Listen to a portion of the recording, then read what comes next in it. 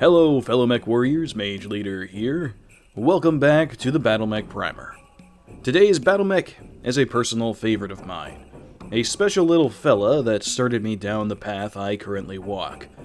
I've made no secret of the fact that light mechs are my stock in trade. Mage Squadron is, on your average day, an insurgency force. We operate deep inside enemy territory, working with locals to make life inconvenient for the powers that be. This requires us to be highly mobile, self-sufficient, and above all, well-coordinated. Today's mech is the obvious choice for our style of warfare, and while it isn't my absolute favorite, it's the machine I cut my teeth on while learning the ins and outs of command. It's been in service for nearly a millennium, and to this day, it's among the best at what it does. Ladies, gentlemen, and filthy clanners alike, allow me to introduce you to the Mongoose. The Mongoose was first produced in 2660 by Mech Yards, a Battlemech manufacturer based in the Draconis Combine. Much like Luthien Armor Works, they sought after the highly lucrative Star League Defense Force contracts, but with a greater percentage of success. Around that time, the SLDF began accepting bids for a possible replacement for the aging Locust design. The Locust was, and still is, the definitive scout mech, but it was also over 150 years old. Technology had exploded over the past century, and so the SLDF was looking for improvements to their aging arsenal. Now, I know what you're thinking. Making a replacement for a Battlemech as time-tested as the Locust is no small task, particularly given the Combine's track record of producing, well, mediocre offerings at best. Nevertheless, Daiplin got to work, and what they came up with was certainly impressive.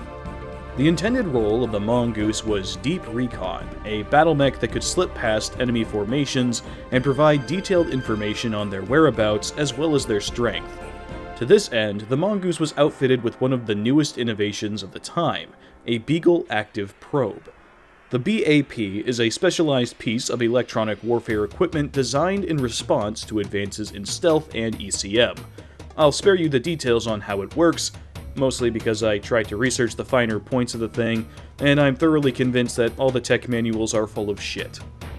The Beagle Probe uses space magic to track, target, and identify contacts, regardless of whether they're cloaked or even powered on. It's a powerful tool that makes ambushes far trickier to pull off, but there's more to it than that.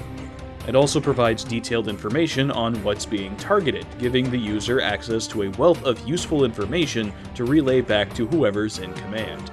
It's a truly powerful piece of technology when properly applied, and the Mongoose was built with this piece of equipment in mind. The Mongoose and the BAP complement one another perfectly.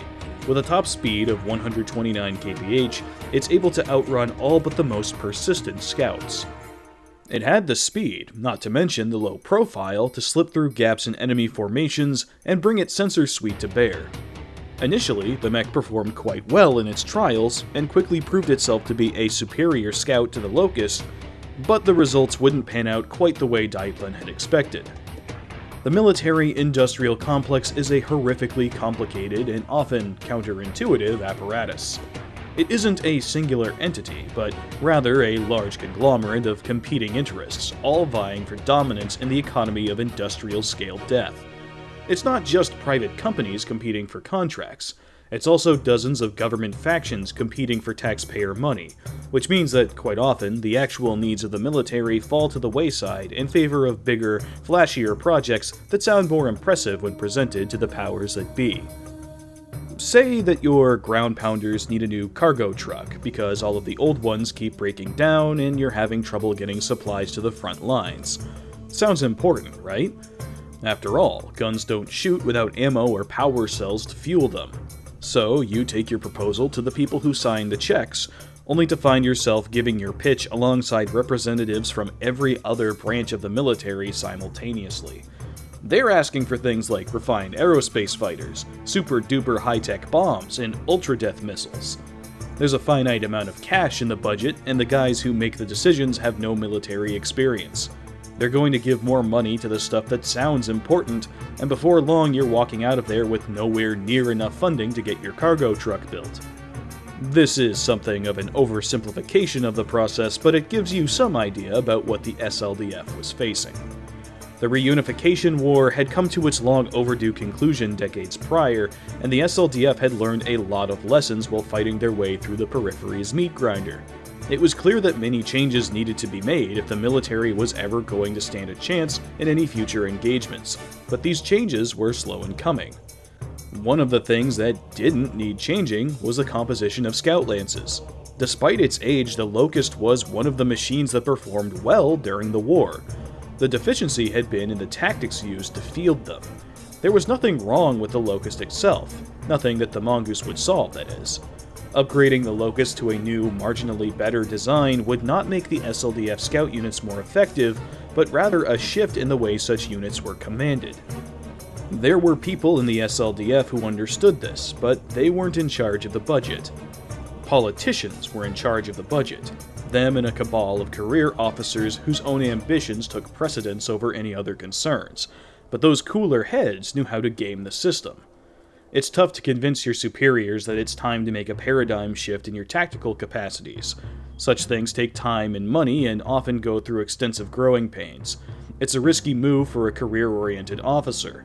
However, it's far easier to convince him that it's time for a new toy. A toy with certain capabilities that make it ideal for the shift in tactics that you actually require.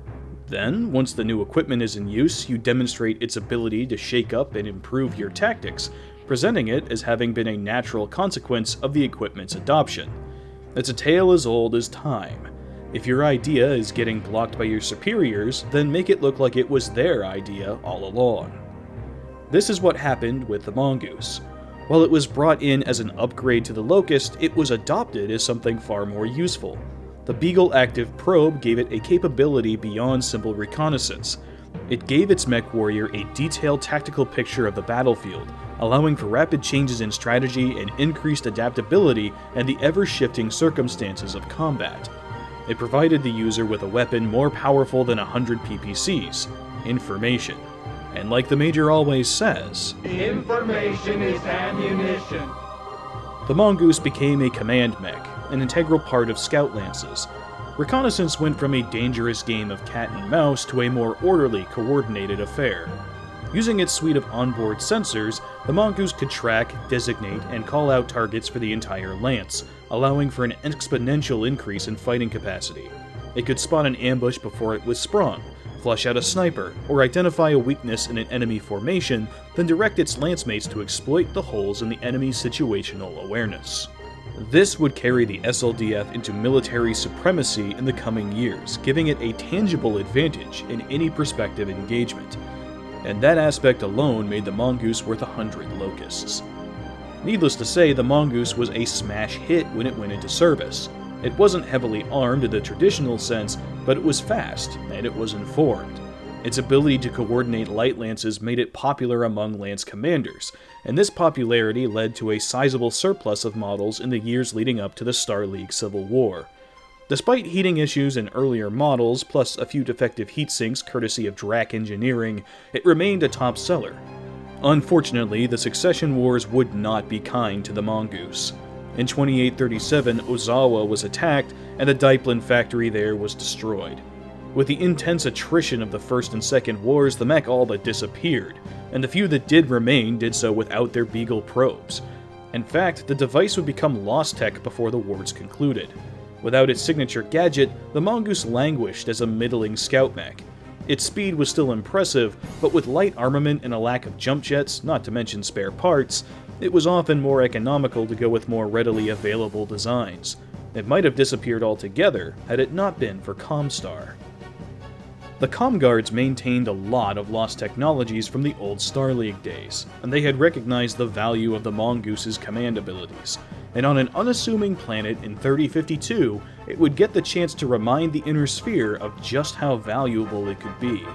When the clans descended upon Tukiad, they frequently found themselves surprised and outmaneuvered. Their formations and tactics, now thoroughly studied and understood by the guards, were unraveled by units that hit hard and faded fast, a feat that would have been nearly impossible without the command mechs and the information they provided.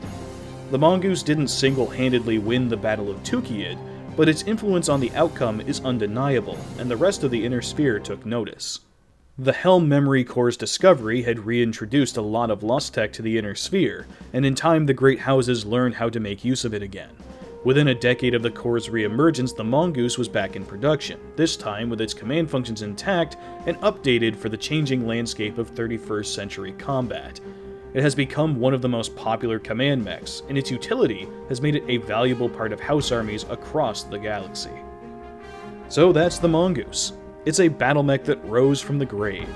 It's not made of muscle, and it won't club the enemy into submission, but it's a vital part of any force that's looking for long-term victory.